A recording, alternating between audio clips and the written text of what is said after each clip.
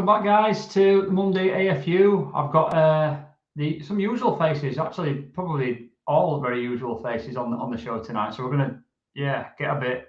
I'm sure there'll be some angriness coming out of a couple of the guys on the show tonight, and I want this to be quite a loose one. Hopefully, we get some questions in the comments and some people engaging, so we can go back and forth as well with some of the people watching.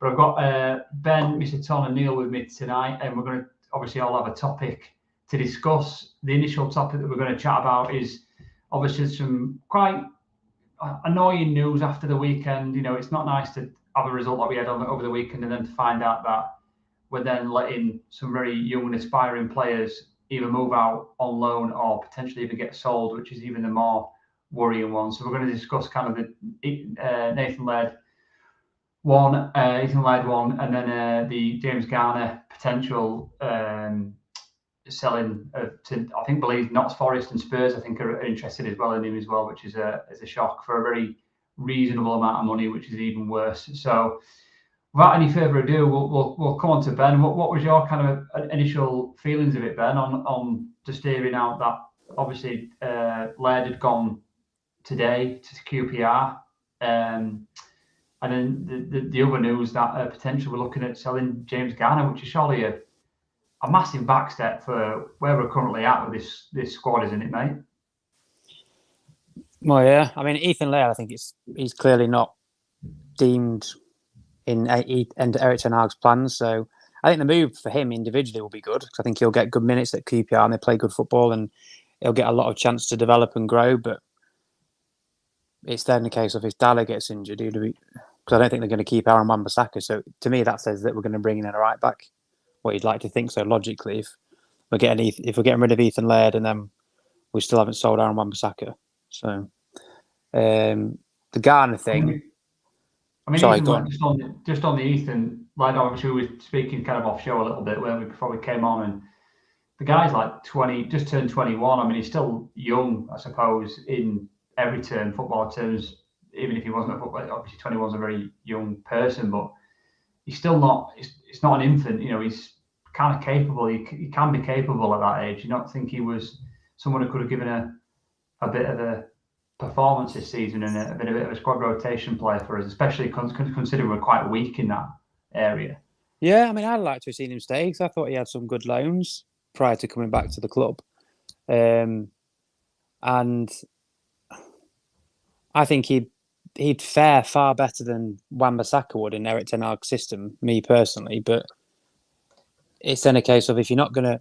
I'd rather see him go on loan and get something out of the loan and still be of an age where he can come back and have a career, than we just keep him and he doesn't really do anything. Because he's going to learn far more playing for QPR than he is in the under-23s, even though they've obviously changed the ruling on that, where they can play more adults or first-team men, so to speak, in that competition now. But yeah, I mean, I just don't know who you're going to sell Aaron Wan-Bissaka to. That's the only problem. Yeah, it's a difficult one. Mr. Tom, what's your views on it, mate? Like, were you disappointed to see that Laird had gone, or was it kind of like a bit like Ben, like kind of, well, you know, some experience and stuff? I mean, personally, I think it's a little bit disappointing. I'm a strong believer if you kind of, you're good enough, and clearly everybody was kind of vouching for him, then you should be given a chance. And equally, quite shocking news about Garner. What's your views on both of those players, mate, and the news surrounding them? From what I've seen of Laird, I'll be honest with you, I just don't think he's ready, and I don't think he's up to that level. That's just my personal opinion. I did warn people on more spaces that some of these youth players, I don't think Ten Hag might rate the way that the way the fan base views them, and that shows me that the people can say, "Oh, it's the club that want to get rid of Garner," but at the end of the day, Ten Hag could be like, "No, don't get rid of him. He's in my plans." It's that simple. I think people forget this. Yeah, man. I just feel like a lot of fan base of our fan base are in for a surprise. It does tell me though, the fact that the willingness to let go of a player like Garner.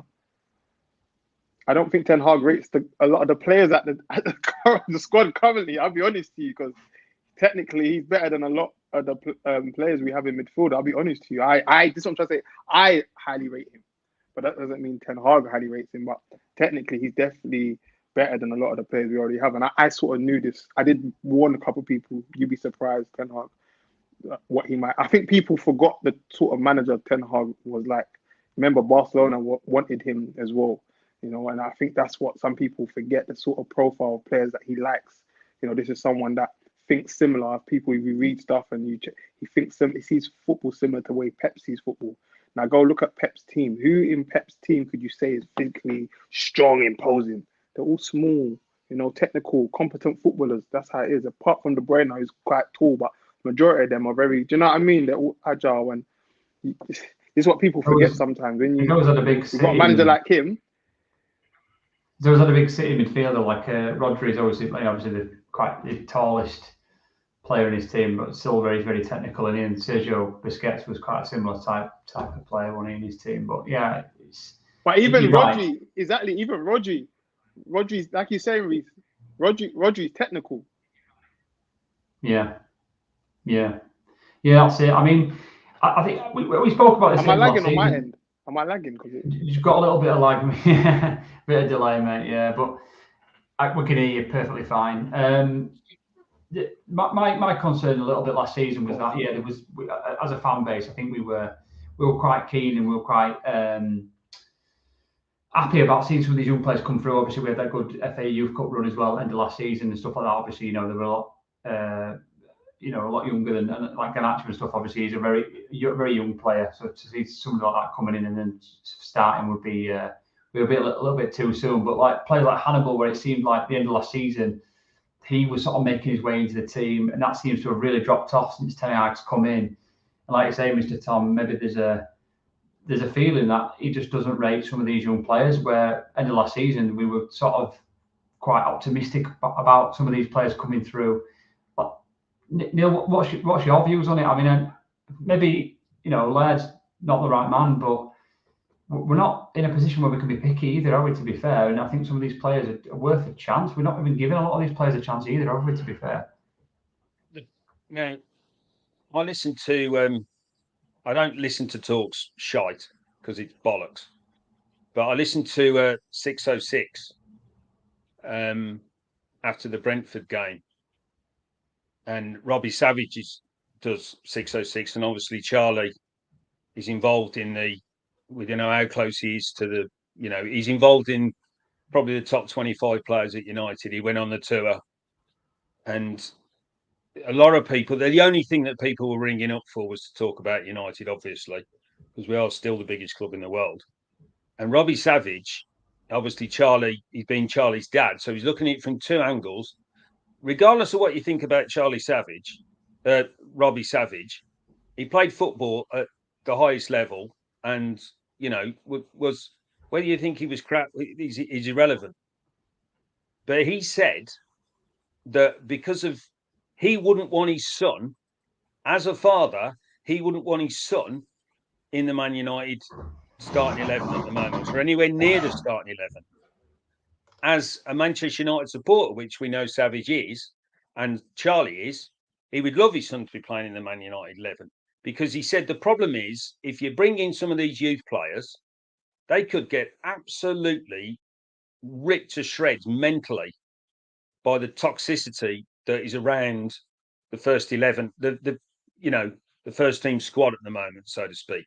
So I know there's a lot of talk out there saying, well, let's bring in Iqbal and Savage. They played together since they were 5-6 years of age. Robbie Savage is saying, "Hey, test the brakes here." This is a big step up from doing it. And as he pointed out, pre-season to Australia, where you're just getting miles in your legs, to throwing them into the first team, because you could literally be throwing them, and I hate that word literally, but you could be throwing them to the Lions, because if it doesn't work, it could ruin them for years. So you could actually be dragging them back a little bit.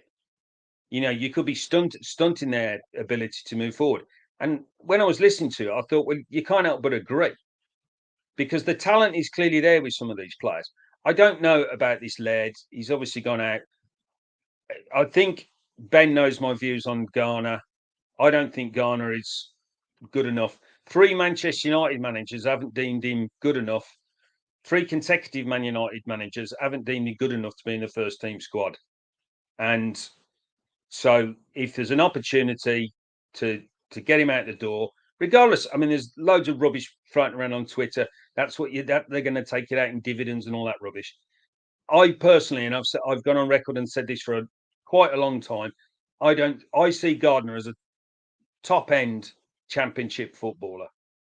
So I can see him going back to Forest. He had a successful season there, and he can ride the wave with Forest. I don't see him being the answer to the problems. The problems we seem to have at United are enormous. I think it needs more than the James Garner to fill in those problems. I know Ben, and Ben and I have spoken about this in the past. I know Ben's quite passionate about Garner. I just don't see that he's got that sort of physicality. I just don't see enough in him that he's one of the answers to the problem. He might be good enough to be. He's at best. I think he's a squad player. He's not starting 11. And also, like I said, 3 successive managers have now deemed him not good enough to be in the first team. And I think that's it. Far better brains than us 4 have got when it comes to football have said he's not the answer. So if they get 15 million for him, or 20 million, or whatever they get for him, money's irrelevant, as we spoke about last week. Then it's 20 million to hopefully reinvest in the squad.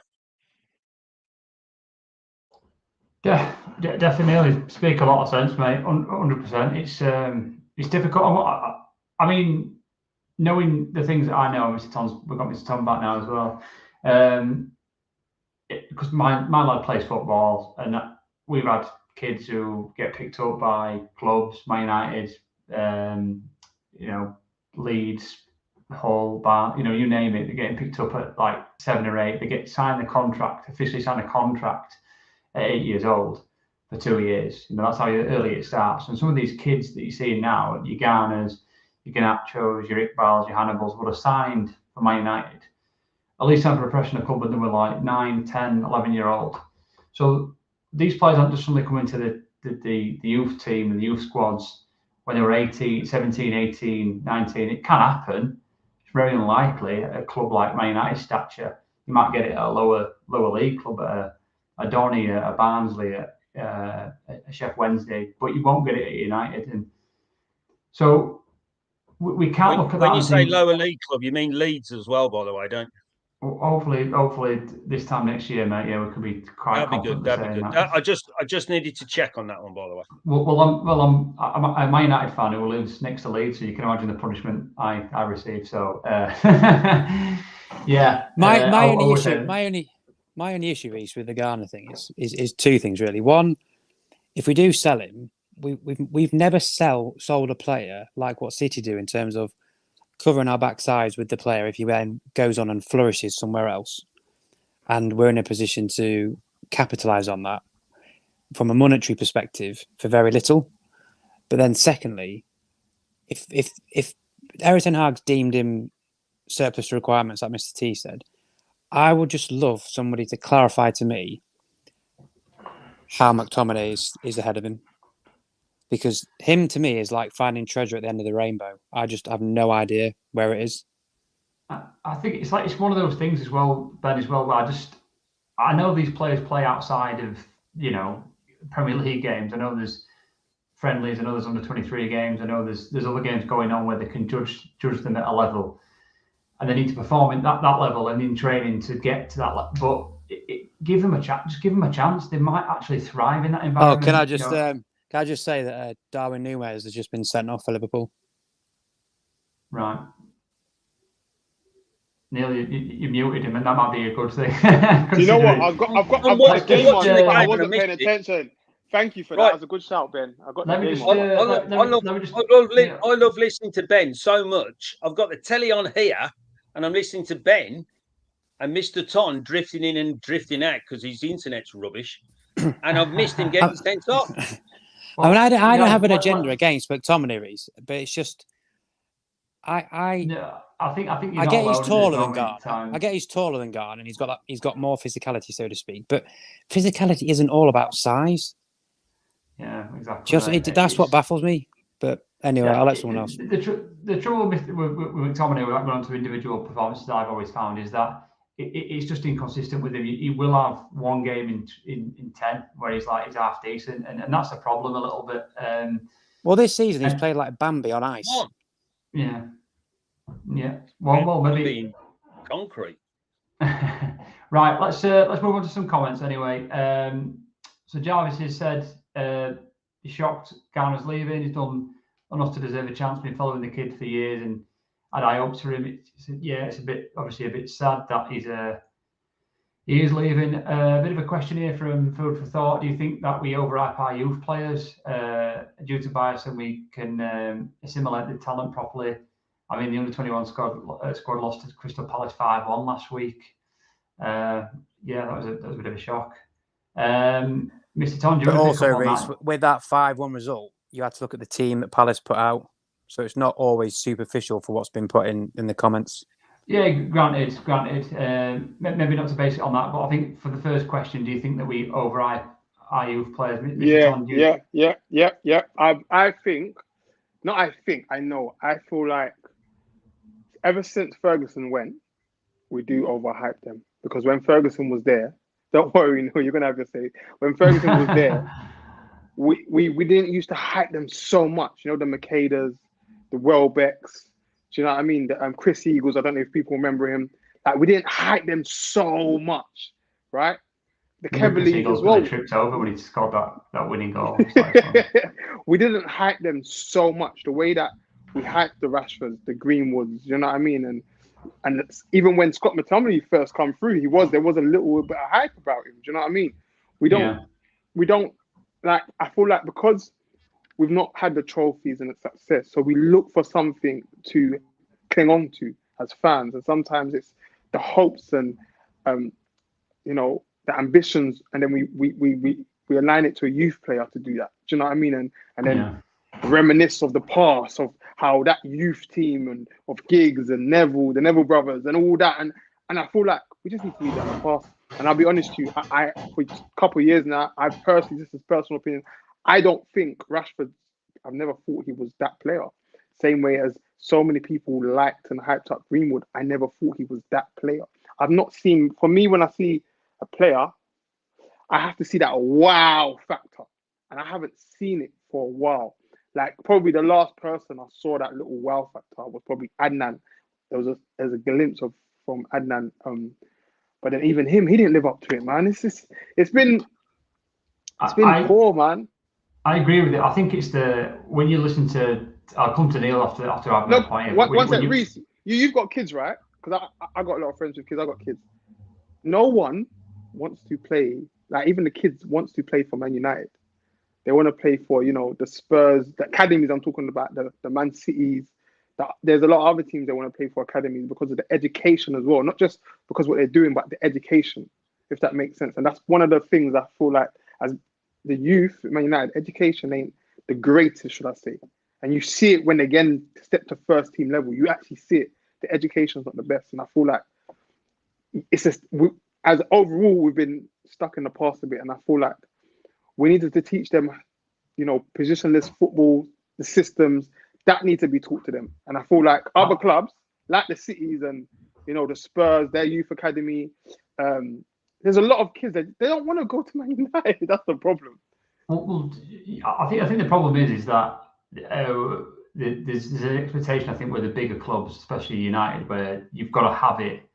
You've got to be the ready-made thing.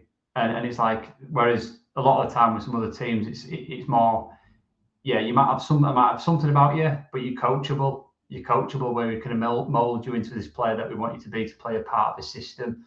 And it's like sometimes the bigger clubs are stuck in this way where you've got to come ready-made.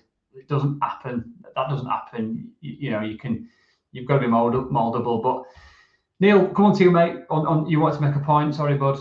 Yeah, you're on mute. You're on mute, mate. It shows you don't listen to me because I've told him 4 times. Your wife told me she doesn't listen to you either, by the way. No, Anyway, she doesn't. moving on. As I pointed out last week, this still might stand. I might be old enough to be all of your fathers. Maybe I'm not sure how old Ben is, but he's got to be at least 21. He's in the 21 to 28 bracket. So,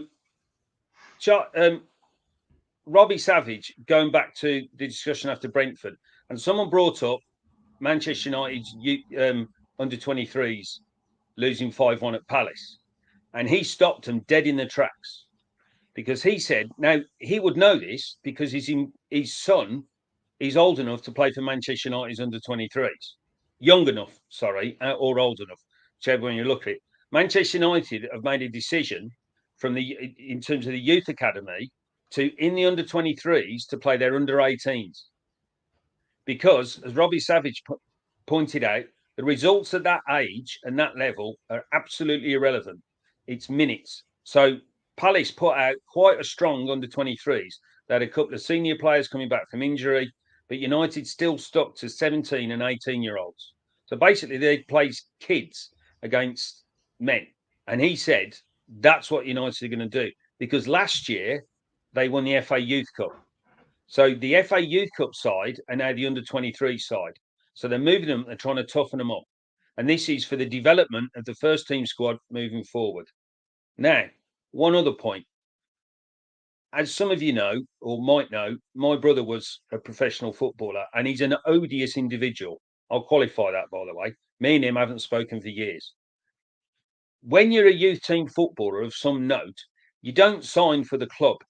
And I think Mr. Ton was sort of alluding to this. You sign for the youth policy. So when my brother was coming through the ranks and clubs were looking at him, one of the clubs that actually looked at him was United. But the best youth policies in the country at the time were Nottingham Forest under Brian Clough, Aston Villa for some bizarre reason, and Leicester City. Those were the ones. And all the kids in the country who wanted to develop yourself wanted to sign for Forest. They got all the best kids. And if you remember around that time when they were winning European Cups, they had a fantastic youth side that dominated FA Youth Cup football. So you had Nigel Clough, you had people like Lee Glover, and they came through, Ian Wone came through and then developed into the first team squad. So I'm just qualifying what Mr. Ton was sort of saying. You don't sign for the club because if you sign as a youth team player for Manchester City, you're miles away from the first team squad. You're probably not even in the same postcode as the first team squad when they're training. You're absolutely miles away. You signed for the setup. First thing that Ferguson did when he took over at United was rip the youth. He didn't worry about the first team because the first team was rotten to the core when he took over. He completely rebuilt the scouting structure and rebuilt the youth structure. And then out of that bore the class of 92. So I'm hoping that Ten Hag is sort of maybe taking a leaf out of that book. I've gone a long-winded way to say what I'm trying to say, but it's not as simple as people think it is. I totally get your point, and that's kind of where I was coming to earlier on, that the Garners and the Hannibals and the Iqbals and the players coming through now haven't just been Can I just say one more thing? 2 or 3 years. My girlfriend just said, can Mr. Ton do his shirt up because he keeps showing too much chest? And, I don't want to run it out on me to run off from Mr. Ton because it's took me a long time to find a woman like this. So do me a favour, Mr. Ton. Put a couple of buttons up, my friend. That's a lie because she doesn't watch us. So there's no way she's watching us on that was show. a good one. She does. She does because we give her a big shout out the other week. I think Ben was on the show when we all had to say good night to her. I think it was Ben was on the show. Hello, Neil's missus anyway. Shauna's a name. Hello, Neil. But yeah, just to come back to your point there, Neil, and kind of sort of back up what you both have said. I think that's my point. These aren't products of 2 or 3 years. These are products of 10 and 12 years. These kids sign at like 8 and 9, and if they're good enough, which they will have been, they'll have been at United since they were 10 years old. They're getting to 20 years old now. They've been there for 10 years. So that's not the product of a Van Gaal or a Mourinho or an Ole Gunnar Solskjaer. That's been the product of what's been there before. Even, like, dare I say it, when Fergie was there. So this is a product of the system. These kids have been the product of United's youth setup for many a year. These kids that we're seeing now, obviously the kids beyond that, the kids who are signing now, 8 and 9 and 10. Ten Hag's got a say on that. He can make the future happen for the club by dictating what he wants. But the product of what the kids that we're seeing now are products of, the kids that signed back in 2012, 2011, 2012. So that's the reality of it. So why is it not working? That you can't blame the managers gone before or even the system. That should have already been in place. So why has that not worked? And why have these players coming through not good enough to make their way into the team? And that's my concern with it. And I do agree. I think we overhype as players, but equally, I think we put a lot of pressure on them. If you watch any of Ben Foster's stuff, which I know you can talk a lot of rubbish, but he says about the pressure that came with being in the United team. Granted, at that team in the 08 team, it was like looking around at superstars, which I know is a word that we don't like to use too much, but there were unbelievable players around him. That's not a situation that we're in at the minute. These players coming in now have kind of got the opposite of that, which can also be negative because they've got no one to look up to. But, the pressure shouldn't be there for them to come in, and we're not expected to win the league. We're not expected to win the Champions League. We're not expected to win a cup this season. So why can these young players not come in and make and stake a claim in this team? It's not like Ben Foster coming in and having to push Van der Sar out of a team. It's ridiculous. These players should be coming in and thinking, right, I'm better than Dallo. I am better than bloody Tellers on the left, or Shaw, who's been there for 8 years and done, nothing. It's ridiculous. I just don't understand why it's not working. And then loaning them out and letting them go is just demoralising. But Neil, we'll come to you, mate. We've got into the half an hour mark now. I want to get round. Ben's got a topic. Mr. T's got a secret topic that none of us know about. So I'm looking forward to that one. But Neil, you want to talk about Dino and the weekend just capped off really with how good he was over the weekend. Yeah. I'll let you carry on with that, mate, and you shoot and talk about your topic, mate. As you know, I'm the shy and retiring type. So far be it for me to say I told you so, but I think I said on the show last week with you that De Gea, there was going to be problems. Now, Saturday was problems all over. I mean, the first goal, his confidence seems to be absolutely shot. And then, I'd had a pop about Henderson last week because he should have come out and named names when he said what he said. But my God, he didn't half back up what, he backed it up. I mean, he was cocky, he was arrogant when he come out and said what he said, whatever you want to say. But he backed it up on Sunday and he looked.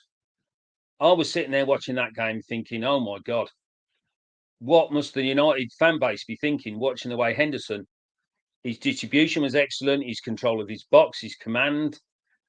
I mean, there was a piss poor penalty, but he saved the penalty. So when you're looking at what Henderson brought to the team, I'm not saying he would have saved us against Brentford, but thank God Forest haven't got the option to buy because we're screaming out for a goalkeeper, and at this rate, we're going to get Tom Heaton in goal. And I'm worried. I'm worried because you need a settled back four and you need a settled goalkeeper, and we've got none of those things. So our 5 defenders still, stand out. The back four and the goalkeeper all over the shop. And I defended Maguire last week, and I've defended Shaw. Sure, I can't defend any of them, but it starts with the keeper has got Zippo confidence, and I can't believe the manager's got any confidence in De Gea. But where does he go? And Henderson's out at Forest, and there's no recall on the Henderson contract. He's there for the season. I think what made it worse for me, Neil, as well on the weekend, maybe you agree, is his opposite number, who's they had to kick us when we were down. But I mentioned that he's taken over De Gea's role as Spanish number 1. But he was unbelievable. There was one moment where I think we took a corner. It was like a shit corner, and he came out about 20, almost like 18 yards to come and collect it. It was like ridiculous. The keeper highlights the Wolves keeper. To be honest, I think Ben and Mr. Tom, we were all on the same show, and we were all banging on about how good the Wolves keeper was last year. He was terrific. But I worry about Manchester United's goalkeeper position more than I was worried about it last week, because we've basically got De Gea, who looks absolutely shot to bits, and then you've got Tom Heaton, and that's it. And this is Manchester United we're talking about. And yet, when you look around the league, you got Sam Johnson. Is he at Palace now? Where did he go? Did he go to Palace? So you got Sam Johnson, who was at ex-United. You've got Dean Henderson on loan from United. Both of those two are better than the goalkeepers that we've got currently, in my opinion. I agree. Ben, I'm happy to be shot down. Ben, what's your views on the keeper situation? Obviously, it's a pretty dire one at the minute, and I think even I did worse over the. His role was pretty much in doubt, I think, coming into this season anyway, and he's not started very well. And obviously, the weekend he was diabolical, even coming out himself. And I think after the game, and saying he was the reason that the team lost 3 points, which I don't necessarily agree with. Obviously, made an error for the first goal. I'd play Tom Heaton. Yeah, I'd play him. Yeah, because otherwise, what's the point? What's the point of having him there? No, Ben's right. Ben, sorry to interrupt you, Ben. I think you're absolutely 100% right on that. But that's the problem. As for Henderson, he's gone. He's basically fired the gun before the chance arose to fire the bullet. So he's gone early, and he's now screwed himself. So I've got no sort of. He's got no moral high ground now. And all Ten Hag's approach, and if I was Ten Hag, would be like, brilliant. I hope he has absolute worldies at Forest, because we've not negotiated an obligation to buy fee. So whatever he does for the duration of the season is just going to make his value even higher. So just on Dean Henderson, Ben, in terms of, because let's be honest, we've and not just Man United, football has regained relationships over the years in far worse situations than what Dean Henderson said. So, what do you think that his temperament and his personality, considering that everybody blamed him for the leaks coming out, do you think he could come back into the team? Do you think that's something that we would look to do? Well, the thing is though, Reece, it's all very well saying what he said, but he's playing at a club where the expectation is nowhere near as high as at United. Mm-hmm. If he'd have said what he'd said and he was still at United and then got brought in, the situation would be completely different. But he said it going to a club where their expectation is just to survive. And with that, the pressure and amplification that will come on every performance isn't anywhere near what it will be at United, even more so now because of where we are and what's happened. So he's pretty much got free rein to say what he wants, because the consequence is nowhere near befitting the crime. So he can say what he wants at Forest. He's there for the season. He can't be brought back, so it's irrelevant. All it does is just basically either confirm he's going even more, or he gets fined in some way by the club for a breach of his contract because he's still under contract at United. But it's irrelevant, because he's at a club where he can be the big fish in the small pond. He's not the big fish in the big pond at United. And he's also not in a position where I think that Ten Hag's seen him with any quality either. Because let's be honest, if Ten Hag really saw him. Can I ask you a question, Ben? Yeah. And I appreciate your background. I mean, you come from you're in the army. You got that discipline background, which I'm nowhere near, and I'll admit that from the get-go. But just in your opinion, with your knowledge, and I respect your views, and we've disagreed on a few things, but that doesn't change anything. We both want the same thing in the end. Do you think there's any way back for Henderson? I think for me, if I was to take it in what he's done in my workplace, the easiest way to sort of put an analogy to it is if I'd have said what he said to my boss, I would have been posted from where I'm currently working. Right. Okay. No, it's so there would have still been a chance for you to have a successful career in the military, but it would just be elsewhere. Over there. That's kind of what happened, wasn't it? He's been kind of, obviously there's been a lot of rumours going around, and he's been blown out. So I just wanted to hear Ben's perspective from where, because let's be honest, what Ben's involved in is far more important than what people kick a bag of air around in because that respect. what they would have said is you've not upheld the values and standards of the British Army in your workplace. Your arm looks really long at the moment, Ben, because you've got your arm down. And, my phone's your arm looks enormous on my laptop, so my camera your arm sort of looks really long. Look a basketball player. But no, I think. Sorry, go on. No. I'll let Mr. T go. Mr. T go. Yeah, sorry, Mr. Don. I just wondered what your kind of views were on that.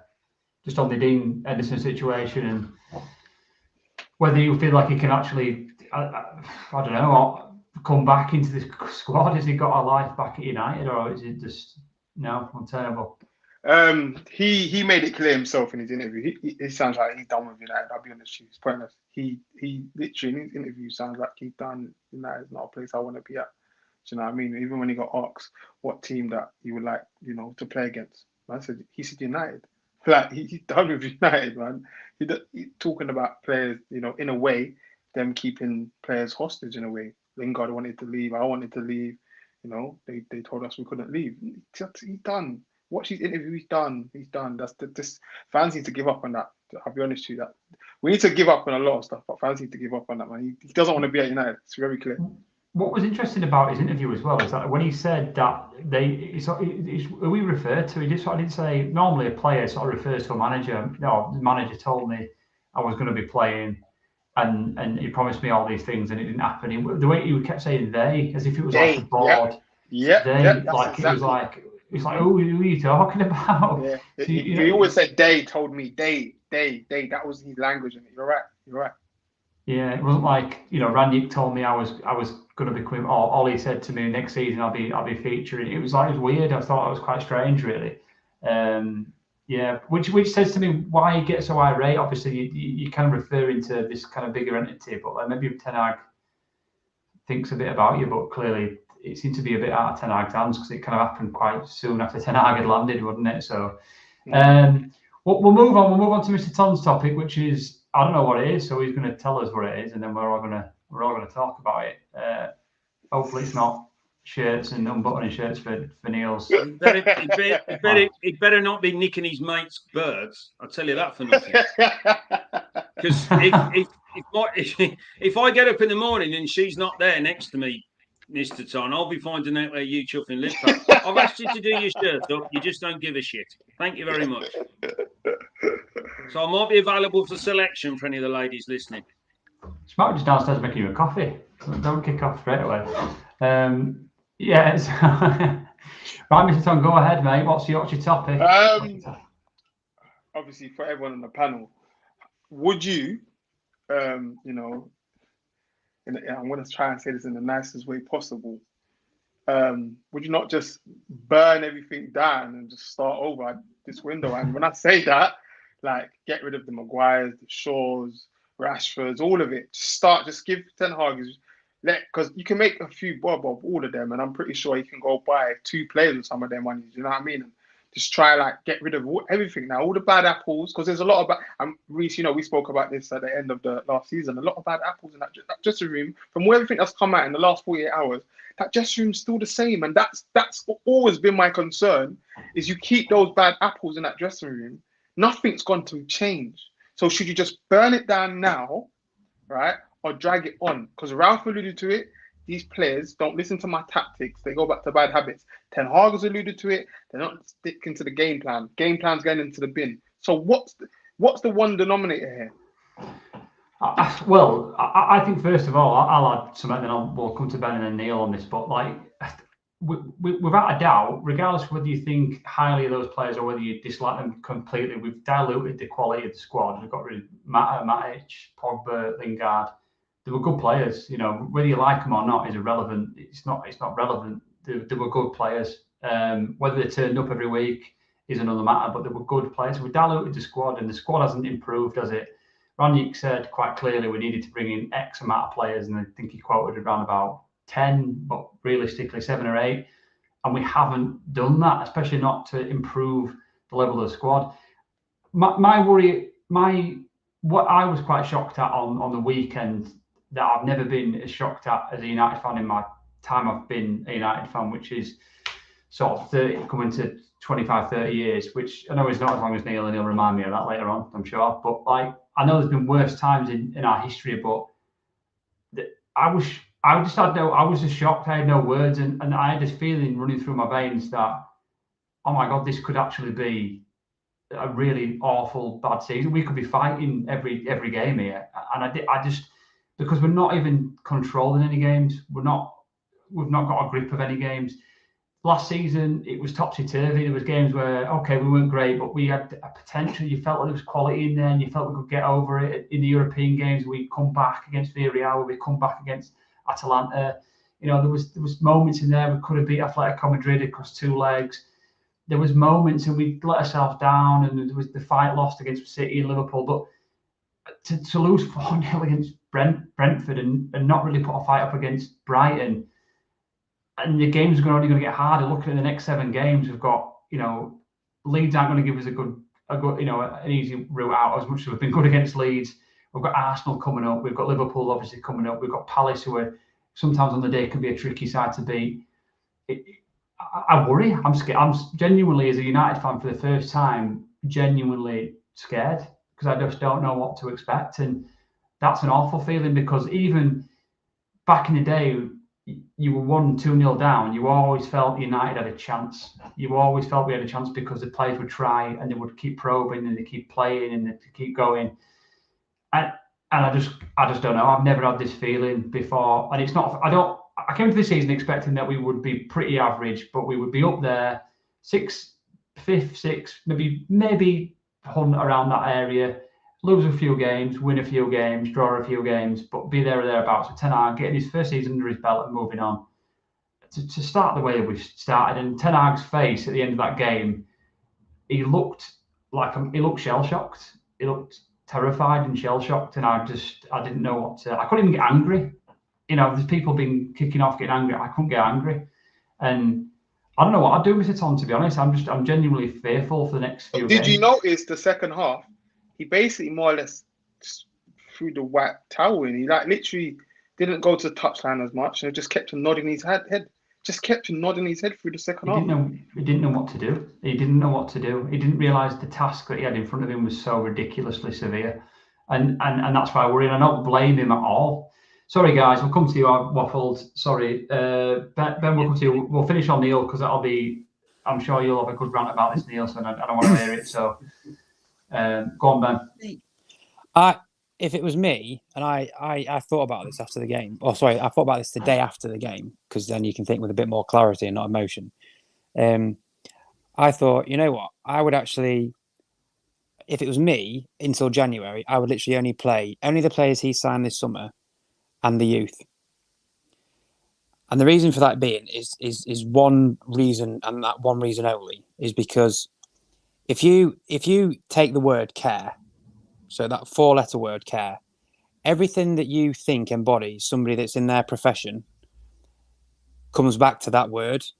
Because if you care about your job, you care about how disciplined you are, you care about how much application you put into that role, you care about the desire to always improve yourself within your workplace, the desire to help out your teammates, the desire to get better, the never say die attitude. All that embodies the word care.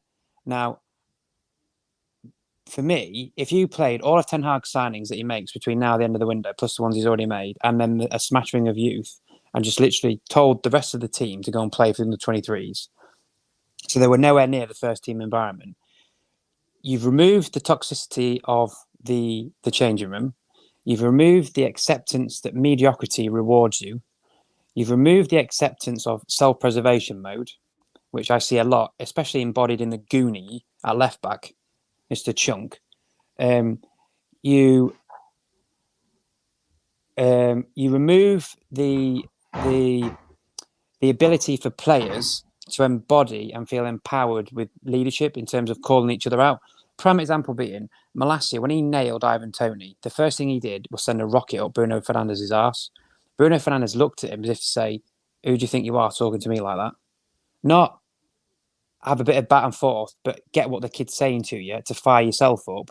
He almost looked at him in disgust, which And that there was a complete encapsulation of a kid who's never been at the club, but comes with that attitude that I want to see for a player that's been there for nearly 2 years now and has gone from having that attitude of what Malacia showed to now the attitude that the players prior to him who are already there have.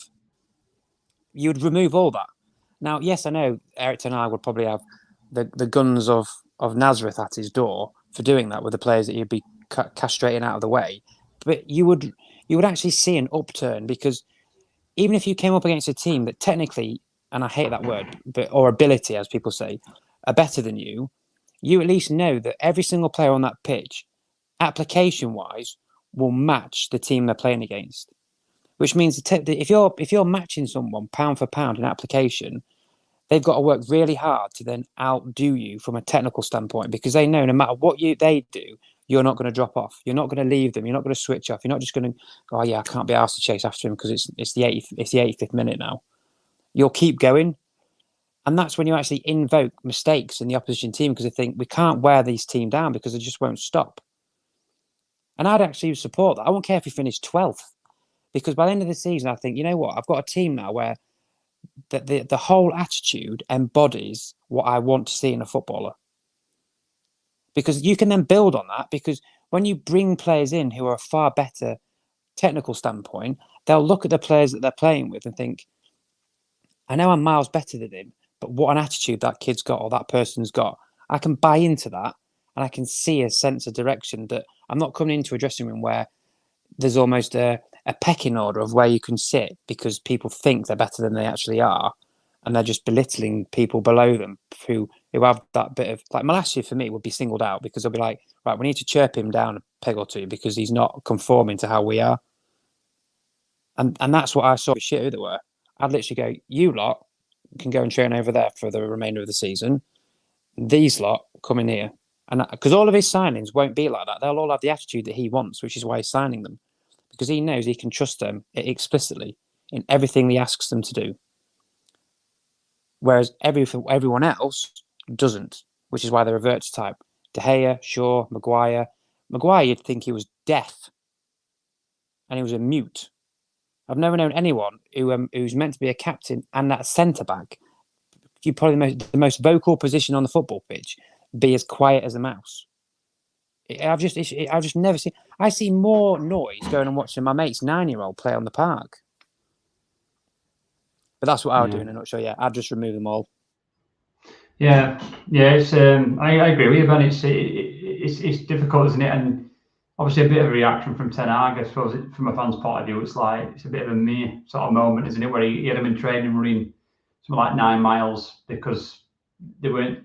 Apparently they were 9 miles behind Brentford on the weekend, but it's getting tough for them now. It's like, how much more did he need from last season to look at that and go, clearly this squad's way off it. I need to come in like a ton of bricks and jump straight on him. But Neil, just a final point, sorry, Neil. Go on, Nick. Go on, Ben. Is to Mr. T's thing is, I actually think if say hypothetically Ten Hag did that, he would in one swift motion encapsulate the entire fan base on his side. Because we've been screaming about that attitude for how long now? And he would have instantly gone and done it. So it wouldn't matter about obviously the results would matter, but the fans would see what he's trying to do and would support that whole movement. Because that is what's also rotten to the core, is that what Mr. T is on about, plus obviously the ownership. Yeah. Do you want to pick up on that first, Neil? And can I just make a request for if I'm ever invited back on a show, that you don't get me following Ben, because God, he doesn't talk a lot of sense, doesn't he? Then he comes to this clown show, which is me. I mean, fucking hell, thanks a lot, Ben. Like, how'd you like that? Ben should be shouting down the phone, how'd you like them apples now? Because Jesus God, I'm really specified this all. Yeah, well, Ben's like one of those motivational pictures you get on a wall. Like with a mountain. Ben's like 30 grand an hour motivational speaker. I mean, for fuck's sake. Haven't you got someone you can go out and shoot? I mean, Jesus Christ, there's enough trouble in the world. Go and sort that out. Never mind trying to sort United out. Get off your arse and get your bloody weapons out, my friend. That's not a euphemism either. So Yeah, I can't be following Ben because on the clown show. That's not fair. You've got smell my rose, smell my rose, and all that. So it just see Ben's throwing me off my thread now. This is just outrageous. But this is a great. By the way, quick shout out to John, who obviously couldn't be asked to join us tonight, but he'll watch it at some point. So I'm shouting out to John and my new good friend Garner. Just saying, don't make any comments, lads, especially you, Mr. Ton, and you've still not done your shirt up. No, I worry. I actually, picking up on a couple of things that Ben has said, I worried, and the one thing was when the cameras were spending a lot of time on Ten Hag in the second half, and then there was a lot of him shaking his head, and I mean, I don't give a shit whether he got him running 10 miles yesterday or whether he didn't. That's by the by. But I did a show last week, and I said and I was asked the question, what do you want Ten Hag to do this weekend? And I said I want him to do a couple of things that scare the shit out of the squad, which is sort of what now Ben. I'm trying to attach myself to Ben's good speak, but that's what Ben's saying. You need to scare the shit out of this squad, and he didn't do it yesterday. He didn't do it at Brentford. He made one change, and that change was ridiculous. It was carnage from start to finish. But I worried that, and I was having a bit of a chat with, I think we all know Rusty. He's Stretford 10 on Twitter, and I was checking. I was going through it earlier, and I know he's about my age, and I know he's played. I think he's played professionally. And he said, "What do you think?" I said, "The worst is to come," and this is before the Brentford game. And I still genuinely think the worst is to come. I mean, I've got a ticket for Southampton away, and I phoned a mate of mine who's a Southampton season ticket holder and asked him the question, have they got police cells at the ground? Because there's half a chance I might be on the bloody pitch at this rate. And my body's absolutely fucking ruined. So if I'm on the pitch, there'll be plenty behind me. But the problem is, I don't think we've bottomed out yet. That's my issue with this club. And the reason I say that is because, and I 100% agree with Mr. Ton saying, do you just tear it down and say, right, forget this season. I don't believe we'll be relegated. But I actually think, in some respects, getting involved in a relegation battle might be one of the ways to get at the owners as well, because the share price will absolutely plunge. And I think Ben was on a show we did a space last week. Ben and I were on where they were talking about the finances of United. So getting involved in a relegation battle might be the answer to some of those questions when we listened to the space show we were involved in last week. Was it Thursday, Ben, or something? They were just talking about finance. I thought my head was going to explode. I struggled with my own finances, never mind United's. But I actually don't think we've bottomed out yet. And I say that from someone who remembers United getting relegated. And someone said to me today, you think it could get worse? That is possibly. Saturday was abysmal, and that's been kind, but it was up there with, my God. I actually didn't watch Match of the Day Saturday night. I didn't watch Match of the Day too. I didn't even buy a Sunday newspaper, and I paid for it 3 months in advance. I left it in the pigging shop. I phoned them up and said, just bin it, sell it to someone else, because I just couldn't. I'm never going to be embarrassed. I will never, ever be embarrassed to support this club. I love this club. It's an institution. It's way more than a club. This is one of the world's great institutions. And what's been done to it at the moment is it's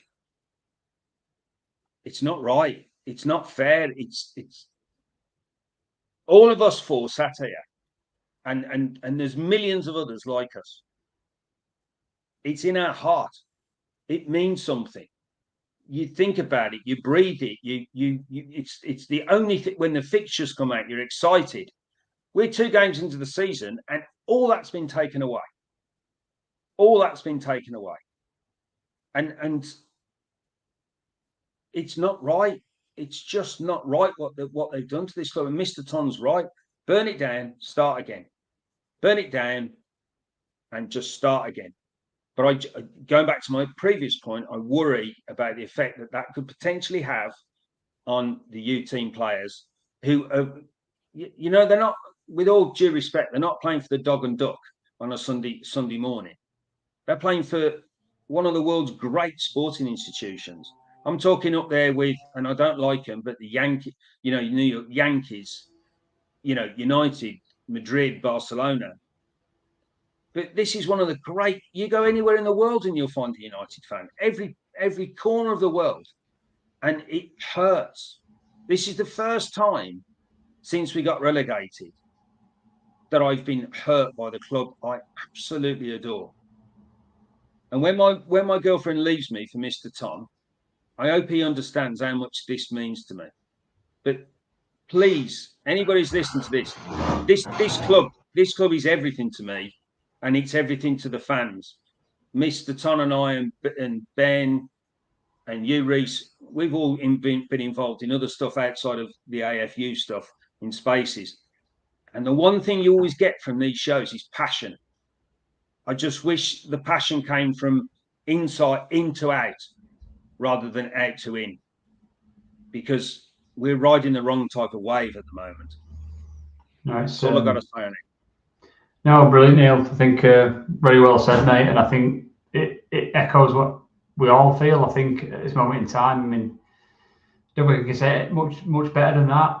I think the fan base is just divided at this moment in time. There's some very, very, very passionate fans, almost angry, physically angry fans out there, and there's some fans that just like to watch the game and are passive. And we've got so many fans and everything in between where it's difficult to try and convey that. And some people think they've got to convey it by, you know, actively showing that passion, and the other fans, I mean, not so much. You know, they're happy just to kind of wear the shirt and watch the TV and watch the game. And it's difficult, you know, when you look at. I watched a bit of the, you know, the Gary Neville kind of what do you call it, Redknapp kind of debate that they had on the TV the other night, and it's just sad, and you can't disagree what either of them are saying really. But from what Gary Neville's saying, it's just heartbreaking. And I think from our point of view as well, we're so massive, we're constant in the limelight. What you want to happen now is just that we're pulled away from it a little bit, and we can figure this out without all this hype every single moment of the day. But we're such a massive club that everything surrounds United at every given moment, you know, whether it be about somebody leaving, whether about what somebody said, whether it was something in training, whether it's what our manager's done, whether it's what we've done on a weekend, and we just can't get away from it. I mean, I saw a video the other day from a very popular news outlet about Elanga throwing the ball back to a Brentford player for a throw-in, and it was thousands and thousands and thousands of views. It's irrelevant. Leave the lad alone. And it's just, we can't sort of duck away from it to be able to sort this mess out, because people jump all over us for reasons that they benefit from, but the club don't. But anyway, let's move on. Neil, absolutely brilliant, mate. Jarvis has given you a bit of a recommendation there, mate. So you did well for a so-called clown, mate. I think you did an absolutely exceptional job and a great speech on that one, mate. So for some reason, my girlfriend calls me Coco, but I don't know how that's relevant. But yeah, Ronald McDonald. Me and Jarvis, shout out to Jarvis, by the way. Me and him have become quite good friends on Twitter. And I might need a friend.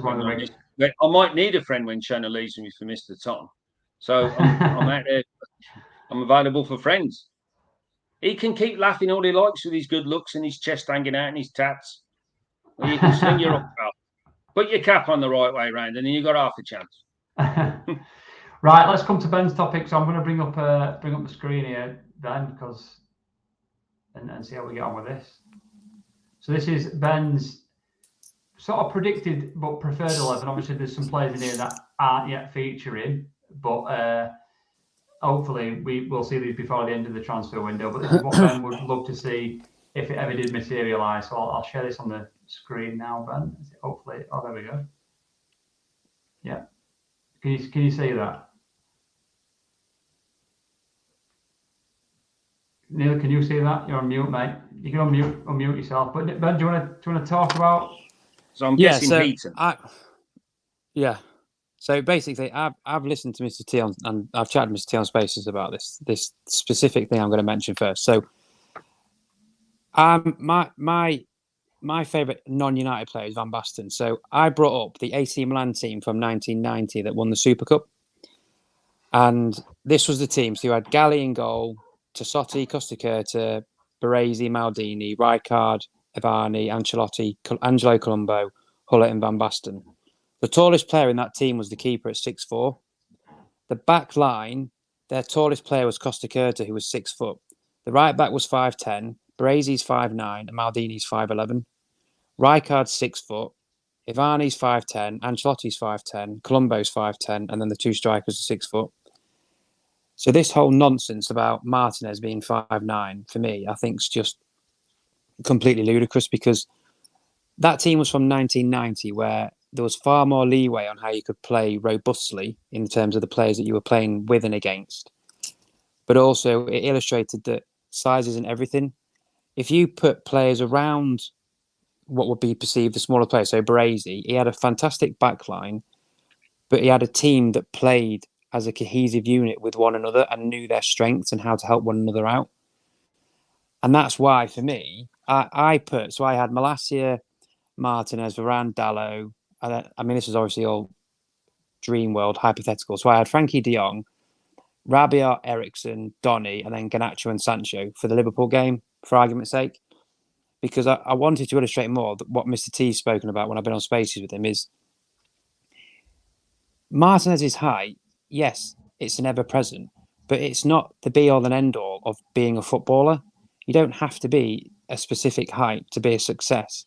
It's about your all-round game. McTominay's far bigger than Martinez, but he hardly wins any headers. Maguire's the same. So it's irrelevant, his size.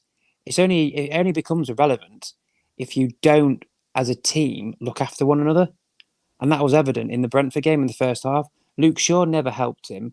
Maguire doesn't talk to him, to communicate with him, to distribute the workload between the two of them in terms of what they're facing, or assess the situation and then as a unit discuss how we're best going to deal with it, or as a pair discuss how we're best going to deal with it.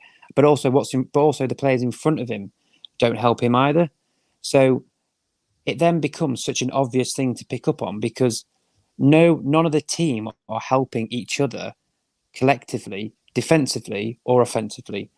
So then the easiest thing for people to jump on, which was the narrative straight after the game, he's never going to be a success in the Premier League.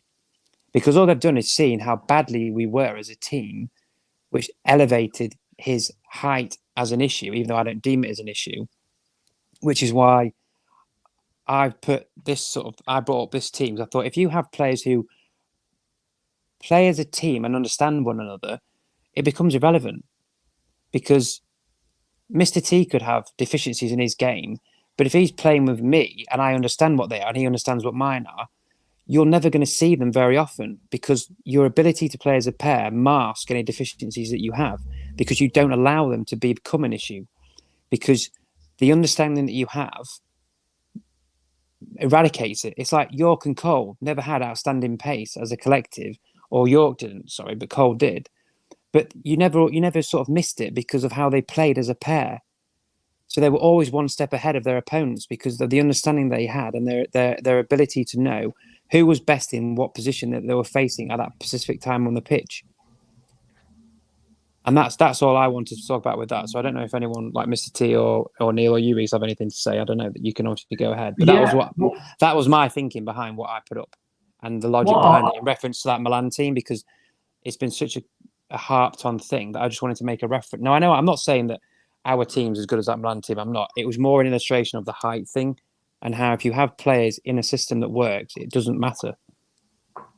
Yeah, definitely. I mean, I like the system. I mean, guys, I'll come to you. Mr. Tom, I'll come to you first. In terms of, obviously, granted, I've got school going past, unfortunately. Sorry about that. It's like Need for Speed outside my house all the time when I'm on stream, so I apologise. But yeah, just in terms of the system, obviously Frankie de Jong and Rabiot were in there. We're not really sure on Rabiot just about this time, and obviously Ben's already kind of caveated that's a bit of a wish there. If we get Frankie de Jong, that's kind of where he'll sit. But regardless of whether we get Frankie de Jong or not, Mr. Tom, what kind of like what system would you like to see? maybe with the current squad, we can add a couple of players in here if you want to just kind of look at it really, really quickly. What kind of you looking at for the next game? Obviously, we'll have a show on Wednesday where we'll talk about this. So again, for anybody watching, please catch us on Wednesday because we'll have a bit of a preview show. I'm sure might be Wednesday, might be later in the week. I'm not too sure about for the Liverpool game. But what's your team roughly for the? I actually like that team a lot. If we do get 2 of those signings over the line, but the only thing I would change is probably I wouldn't throw Garner in there. I don't think he's ready. I'll be honest with you. That's the only thing I will do. I wouldn't throw Garner in there. Yeah, probably. I want us to. I would love, a dream week for me. We get those 2 in the team, and then we get attacker as well. If we can get a winger or an attacker, that changes the dynamic, man. And if I was Ten Hag, I wouldn't try be naive. And when I say naive, he believes in his coach, and I think he believed that he can take some of these players just to, up their levels a little bit. And I feel like it's that time now. Just scrap it, do what you need to do. Varane looked very assuring when he came on, and if I'm honest, because I went back and looked at the game, Sandro didn't deserve to get taken off. He didn't play that bad, I'll be honest with you. I think most people's preference is probably something like this, isn't it? Where it's probably like a Maguire in there. I wouldn't play him there, man. I wouldn't play him there because one thing I noticed tactically. Now I'll keep what was there, because what I noticed tactically, and if you go back to pre-season games, so tactically, what Ten Hag tried to do was he was playing Dalot as an inverted fullback, so he was also taking up centre mid positions at times, also like an 8 at the edge of the box, also overlapping, doing underlaps, right? What's happened, I think, in pre-season, he's realised he can't leave Harry Maguire so exposed. So now, the last 2 games, Dalot's been actually staying back now and not playing that role. And this is the problem. When you have to cover, and instead of, I think generally where we get done is kind of, and I don't know if I can do this. Can I? Let me double check. Can I do this? I'm on the spot here. I'll look at this. Where we tend to get done is in that area, don't we? A little bit in that channel. But that's what I'm saying. Even last season, it didn't. This is what I'm saying. I don't want to stay in one player because I don't like all the players right now. But even last season, when Maguire was on the left, it was the same issue on the left with Shaw and Maguire. Do you get what I'm trying to say? Because you're always having to, when you don't have that turn of pace, and Steve McLaren has spoke about it on his son's channel about when you play high risk, high reward football, push up so much, you need defenders that pacey. And that's the problem. You can't have Maguire and Martinez next to each other. They're too similar profile. You need a sweeper next to Martinez, and that's why Martinez looked good next to Timber. Timber had the recovery pace, and Timber was very aggressive, proactive. The best way to say for people that didn't watch him, similar to Bailly. You see how Bailly will sprint across the field just to make a sliding tackle. That was Timber. Do you get what I'm trying to say? So when now that's a partnership, and that's why I would personally go with Varane and Martinez together, because Varane can play, he can sweep, and that people forget. That's what he done. He can sweep. Where people always say Ramos and that, but if you go back, Varane covered for them at Real Madrid. This is what I'm saying. He was the sweeper. He was always a sweeper, and that's what you need. You need a good partnership that works, that balances itself out. And I feel like with Maguire and Martinez, it's not going to work, man. I'll be honest, and it's not going to work.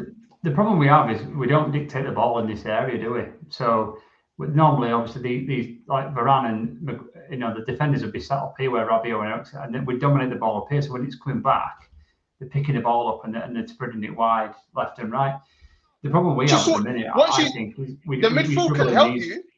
We struggle in these areas, don't we? Though when we've got the ball, we struggle in both those areas. The midfield can help you. But I believe in your defense is your last line of defense, right? For a reason. So when the ball bypasses that, you need a defender that can be able to recover the situation. And that's why that situation needs to get resolved. Yeah.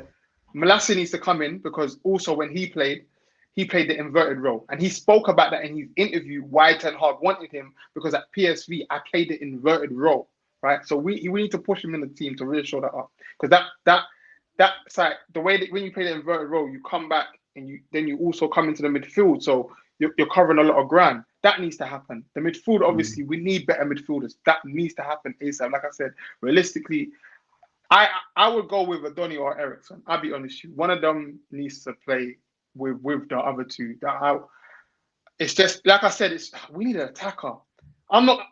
I watched the game with Ajax on the weekend. Listen. Anthony's price is gonna go up if we wait a year. I'll be honest with you. If we wait a year, his price. If you I don't know if anyone saw the goal he scored. Amazing goal. The guy's got bags of potential, man. People need to look at the market. What they want, 80 million euros. That's what, 68 million pounds. That's not a lot. If you look at the market right now and the prices that people are bidding, look at Chelsea bidding for Anthony Gordon, 42 mil, 42 mil, and we can't. Oh, get out of here. We need attackers. We need midfielders. That needs to get resolved ASAP. I'll be honest with you. I totally agree with you. I think it was the goal where he kind of did like the flip flap kind of Ronaldinho skill and knocked it through his legs. Cut in and he shot from out. It was a good goal. It was a really good goal. Yeah, it does look ridiculous, to be fair. It's just yeah. Sorry, but, Neil, we'll come to you, mate, and then we'll have a little wrap up on the show, because obviously we're running over a little bit. So it's been a good show. Thanks to everyone that's been commenting. Few people have left in the last sort of 5 or 10 minutes since we've run over the hour. Appreciate it getting on a little bit, but thank you to everyone that's commented and been watching. Again, for those that are still watching, please like and subscribe. I'm sure you're all doing that anyway. And as I say, we'll probably I think we're on Wednesday doing a preview. I'm sure it's still going ahead regardless of the game. I think is on Monday, but and then we'll have a couple of shows on the weekend.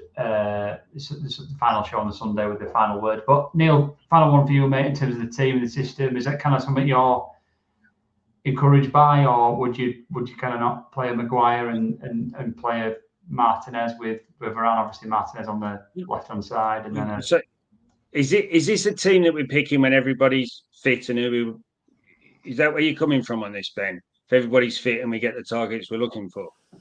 So that was my team with none of the bad apples and players who I think deserve to be in the team and who add quality to what Ten Hag wants. No, but you put Frankie de Jong in there because you obviously. Well, no, it was obviously hoping we get de Jong, and then it would be Martinez, Varane, Dalot, Malacia, FDJ, Rabiot, Ericsson. I put Donny in there in case we didn't get a striker, but obviously if we got a striker, it'd be the striker there. And then Garnacho, Sancho, because I think Rashford's been off form, so I'd play Garnacho. Yeah, I mean, I'm not a massive fan of Varane because I think it's very difficult to get more than 3 games out of him in succession because he seems to be prone to a niggle. Let's put it that way. So the one I just don't see that. I think Lindelof walks back into this side when he's ready. In many respects, because what we've been served up with so far has been absolute muck in terms of all over the pitch. But Lindelof has to get into this side. He's quite a good distributor of the ball. The issue I see with Lindelof, he gets caught under the ball quite a lot. But let's be honest. The way we played Saturday, every single one of them was getting caught underneath, but everything was wrong. The Martinez one is, I hope he's not being set up to sort of fail, if you see what I mean.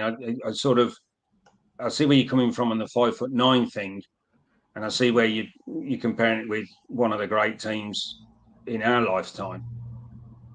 But it's the issue I have with it. It's the Italian league that the Milan side would have played in. Was a very different side. You could get away with being a shorter centre half. I mean, you can tell what the template's going to be every time Martinez plays. They're going to stick the big man on him and work from that. That's just what they're going to do. So what Brentford did yesterday, every team's going to do. Now, Nunes has been sent off for Liverpool, so clearly he won't be playing next week. But you can imagine he'd be licking his lips thinking, well, I'm just going to stand on Martinez wherever he goes. Does Martinez end up being the holding midfield player? Because he's played there with Ajax before. But that as a team, and I know you're a big fan of Donny, Ben, and when we signed Donny, I was like, bloody hell, this is a great signing. I think I was on one of the early AFU shows saying that we should get him. We should have gone after him, and we eventually got him. But there's no the issue we've got. We have no focal point to the attack. I mean, let's be honest. We're not. Our attack needs to score 3 or 4 goals a game to keep us in a bloody game at the moment.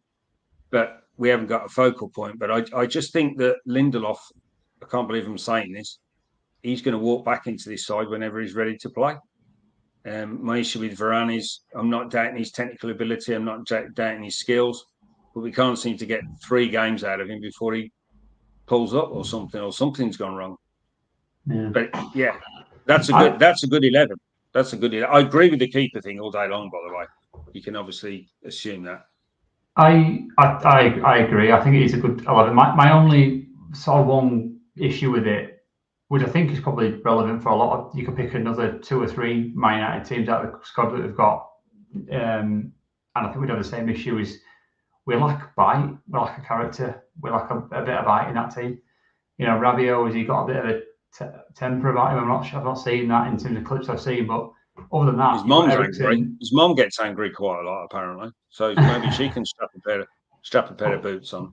But Martinez it doesn't strike me as a character that's going to back you in a fight necessarily, but he's one of the only players that probably will. But Malacia is a pretty nice guy. Frankie de Jong's obviously pretty nice. Eriksen, Donny, Sancho, you know, Garnacho is a young kid. There's no, Varane's not going to say boo to a ghost. I just that's my only concern. And you could pick another 11. You know, I'm not criticising that one. I just think that's what we lack. We lack bite and we lack tenacity. There's not many yellow cards in that team, is there? No. Is what no one's going to leave one on someone there.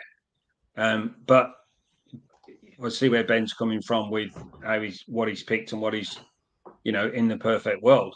I think from a quality perspective, it provides better quality, and I think it. Oh God, if we can keep the ball, that's an 11 that could do some damage. But the problem is we're going to go and get the bleeding ball. That's the trouble. We've got no one to go and get it. Right, guys. It's been a good hour and nearly bloody 20 minutes. So we've had a 20 minutes. Good crack at it. And we wanted an hour, but we've done more than that. So thank you to the panel. Thank you to Ben. Thank you to Neil. Thank you to Mr. Tom. I'm sure the guys will be on the shows during the course of the week. And if not on the shows this week, then I'm sure they'll be on some spaces at some point this week as well. So catch the guys on that. Don't forget to subscribe and share and like and all those things, and catch the rest of the shows. There was a good show last night as well from Callum and the rest of the team having a chat about everything in the game and obviously the reaction to that yesterday. So catch that back as well. Catch you in the next one, guys. See you later. Cheers.